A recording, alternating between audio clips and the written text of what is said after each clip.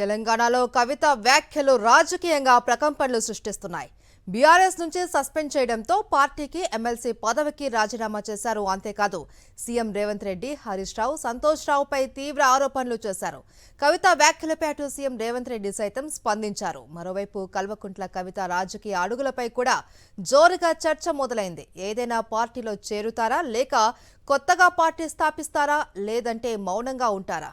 Watch the story. Telangana రాజకీయాల్లో సంచలన పరిణామం చోటు చేసుకుంది. బీఆర్ఎస్ ఎమ్మెల్సీగా ఉంటూ పార్టీ వ్యతిరేక కార్యకలాపాలకు పాల్పడుతున్నారని కల్వకుంట్ల కవితపై సస్పెన్షన్ వేటు వేయడంతో ఆమె గులాబీ పార్టీ ప్రాథమిక సభ్యత్వానికి, ఎమ్మెల్సీ పదవికి సైతం రాజీనామా సమర్పించారు. తన సస్పెన్షన్ నిర్ణయంతో పాటు పార్టీలోని పరిణామాలను మీడియాకు వివరించారు ఎమ్మెల్సీ కవిత.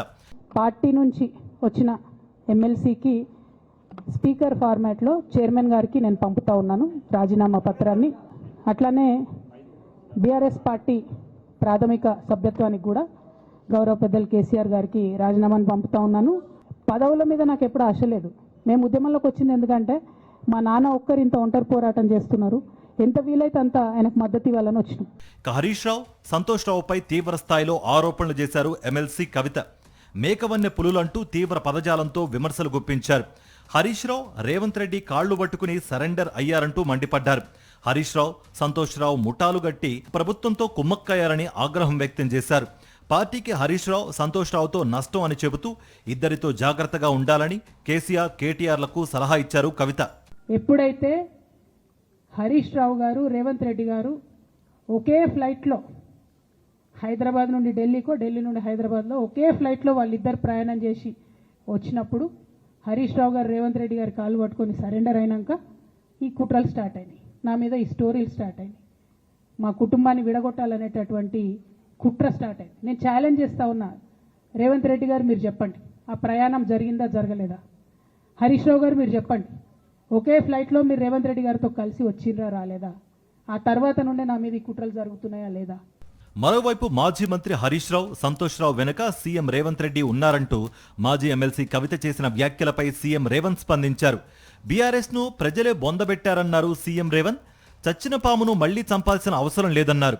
దోపిడీ సొమ్మే వాళ్ల మధ్య చిచ్చు పెట్టిందని విమర్శించారు సీఎం రేవంత్. ఇవాళ వాళ్ళు కొట్లాడుకొని ఉరుమి మంగళ మీద పడ్డట్టు వాళ్ళు పొడుచుకునే విడిచిపెట్టి మన పేర్లు తీసుకుంటారు. బీఆర్ఎస్ అనే పామును, ఇది కాలకూట విషం ఉన్నది, ఇది ప్రజలను దోసుకునే అనకొండ అని 4 కోట్ల ప్రజలు డిసెంబర్ 3 తారీఖు నాడు బండరాయితోని మోది ఆ కాలకూట విషమున్న కాల నాగును ఆయల్లనే తెలంగాణ ప్రజలు బొందబెట్టిరు, మాడ వలగొట్టిరు. ఇక సచ్చిన పావుని ఇవాళ నేను చంపాల్సిన అవసరం ఉన్నదే?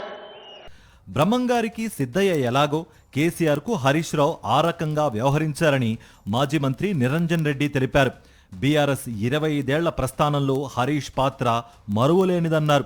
ఇప్పుడు హరీష్ను విమర్శించిన వాళ్లు గతంలో చాలాసార్లు పొగిడారన్నారు.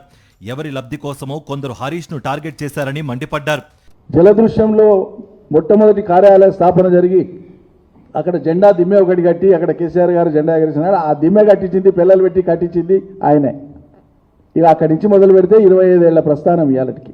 ఆయన పనితీరు మీద, ఆయన మీద ఇప్పుడు మాట్లాడేటోళ్ళే ఆయన పనితీరు మీద చాలాసార్లు ప్రశంసించి మాట్లాడారు. హరీష్ రావు మీద నిందలు వేయడంతో పాటు ఇంకా కొంచెం అసహ్యం అనిపించేటువంటి విధంగా సీఎంతో కొల్లుడైనాడని, రేవంత్ రెడ్డితో కలిసిపోయినాడని, లేకుంటే ఆయన కాలు మొక్కడం, ఇంత నీచంగా మాట్లాడాల్సిన అవసరం లేదు ఎవరికి కూడా.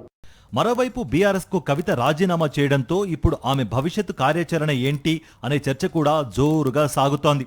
తనను పార్టీ నుంచి సస్పెండ్ చేస్తారని కవిత అంచనా వేయలేకపోయినట్లు తెలుస్తోంది.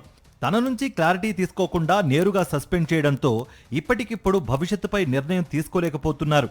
అందుకే కొంత సమయం వేచి ఉండి రాజకీయ అడుగులపై ఏదైనా నిర్ణయం తీసుకునే అవకాశాలు కనిపిస్తున్నాయి.